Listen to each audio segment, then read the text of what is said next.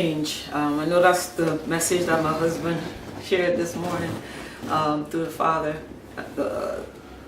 What came to my mind was growing pains, really, because it's not an easy task, the growing part and growing something. I learned that from in my own personal experience. He touched on a couple of experiences of mine.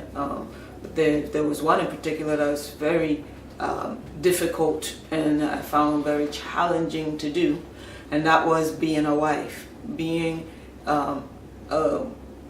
detaching from being single into being a wife. And that was a growing change because the singleness had involved so many other people. My singleness involved my parents, it involved my siblings, it involved very close-knit family. And when I got married, that had to change. I couldn't give them the things that I was given as a single person.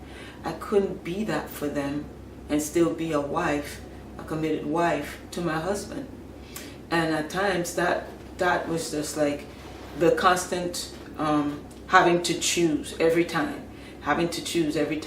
I chose my husband because I wanted marriage. I wanted this man of God that the Father gave to me. I wanted what the Father had for me that I've been waiting for so long for. And I guess my thought process was, why wouldn't they be happy for me? They should be jumping for joy that I have somebody in my life that loves me, that takes care of me, that has me in a good space, that is helping me to grow and not taking or subtracting from me. And that happiness I didn't feel was genuine. It wasn't there. They wanted me to have that, but still have them at the same time. And I can't hold on to the two and be the wife that the Father needs me to be, because in His very word, He said, you leave your mother and your father and you cleave to your husband. You cleave to your wife. And we're supposed to be cleaving to each other. And then the word also says that the husband is to, wash the wife like the washing of the water of the word. He's supposed to help her to grow in the beauty of the character of the Father. He's supposed to do that. That's his job as a husband. I'm to love my husband, and just my husband, not trying to be something to somebody else's husband or obeying the voice of somebody else's husband, but being obedient to the voice of my husband, the one that the Father gave me to pour into my life, to speak into my life. And that was very challenging for me in the sense that my spirit was good. What the challenging part was having the flesh to separate from that, the anxiety of it all, and just the why can't you receive my husband and I? You can't receive one without the other. And no one wanted to receive us together. And I saw it so clear, and it was painful, very painful. But I am happy. I am happy with the decision that I've made to choose my husband in those instances every single time. I love my mother. I love my father. I love my siblings. But they couldn't love me back with that same intensity. They couldn't love me with the love of the Father. They had their flesh, or they were listening to some other voice, and they didn't want to grow in that area as it related to me. And I had to separate. To this day, if I don't call, no one calls me. If I don't call my mom, or I don't call my dad don't call me at all. At all. But yet, they love me and they're happy for me. How can I trust that when I don't see any evidence of it? And so that's what's been my challenge. But I'm good, because I don't dwell on that. My prayer for them is that they get to see through the eyes of the Father what the Father is doing in my life, and that they can in turn desire the Father so much so, and His presence, that it will make change in their life, and that they'll come to a place in their life where they can grow, because it's not too late. It's not too late for them. It's not too late. They can grow too, but they have to make that choice. And my prayer is that, Father, open up their eyes. Help them to see it. Help them to see you. Not me, not my husband, not what the father, not so much what Father is doing within what we have going on, but to just be able to open their eyes so that they can see the Father's love. I love them, and I will never stop loving them. I will not stop, calling or reaching out, but I don't make that my goal. I don't make that my full attention. You know why? Because they are a care to me. And because they are a care to me, it doesn't belong to me, because the Father said to put every care upon Him. And so that's what I've done. And that's why I can walk in a peace, and I can walk in a happy marriage, and I can enjoy my husband. Because I think without the growing and what the Father has been doing in me, even up to the point when I met my husband, He was already changing things within me. He was already trying to pull me away. So by the time it got to where I got to a place where I was there with my husband, it started really rolling really fast. And now I'm faced with decisions that I have to make. And I can have peace now. I have total and complete peace. You know why? Because that care is in the hands of my Father. I had to grow to that. I had to grow to letting the Father take it. Just take it, Lord, because I can't fix it.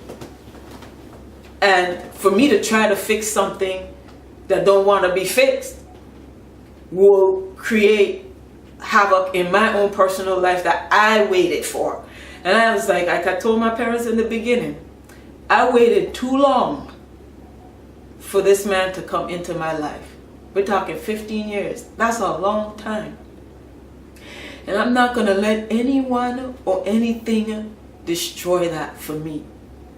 Even at times when I can destroy it for me, the Father has to show me again, no, you don't want to destroy this. And so I even have to fight against me to not destroy it. So imagine that. I got to come against me to not destroy it. Make sure I come against those thoughts that try to come to me to try to create self-destruction. So I'm not going to let anyone, I don't care who you are, destroy something beautiful that the Father has made for me. And I'm not about convincing nobody about my happiness. I'm not about convincing anybody that I'm taken care of. I'm not about convincing anybody about who my husband is. It doesn't matter. I don't care. You know why I don't care? Because it's not my care. That's the world's care. I just care about what the Father has given to me. He's given me a husband. He's given me children. He's given me a place of rest, a peace. He's given me a home. I have no lack of anything. And I remember when the Word of God says, it says that the Father He'll take care of all your cares. He'll take care of all your needs. He will supply all of your need. And every need that I've had all throughout my walk with my Father, and even up to this very point, He has supplied my every need. And so when I hear this message, I think about the pain that is associated with growing. And sometimes we get so comfortable, we don't want to have to deal with that pain. And the truth in and of itself, just the truth of the Word of God, can be very pain inflictful. Sometimes you hear the truth, you're like, I don't want to deal with that. I don't want to hear that. I don't want to know that. And we either could choose to go with the truth even though it might be a little sting to our flesh, or abandon it and walk away from it and say, I'm going to just deal with what I'm used to. And so for me, it's really personal, this message, because, and I thank God for my husband and speaking to my husband through it, because I could see it. I can see how I had to walk that out. And it was not easy. My husband could tell you, I never cried in front of my family members or anything like that. I walked away, we left, and we would go. But every time we would go down there, something crazy would happen, and we would have to pick up and just quietly leave. Okay, well, we have to go back home. We have things that we need to get done. We didn't get mean. We didn't get nasty. We didn't get ugly. We just left. But when we left, every time, the crying, I would cry in that car on the way back. And my husband had to watch that. And then he watched where the crying stopped. There were no more tears in relation to that anymore. There wasn't. It just stopped. Because every time it was like, it was getting there, it was just always an upsetting place for us, and the tears, and I would do that in the presence and the vulnerability in the presence of my husband. No one else, only he saw it. And that was painful for him because he felt like he was taking me there to deal with that. But it was all a part of the growing. It was all a part of our Heavenly Father's plan for me, to help me to come into that space where it is separate. There is a difference. I'm not that person anymore. I'm not the single person anymore. I'm not even so much about being the single person anymore, but I'm learning things about me and my character and the character of the Father, where I have to make decisions to choose that type of place, that character, and to go this. Do I hit it all the time? I don't hit it all the time, but I'm getting it. And I think that's what's more important.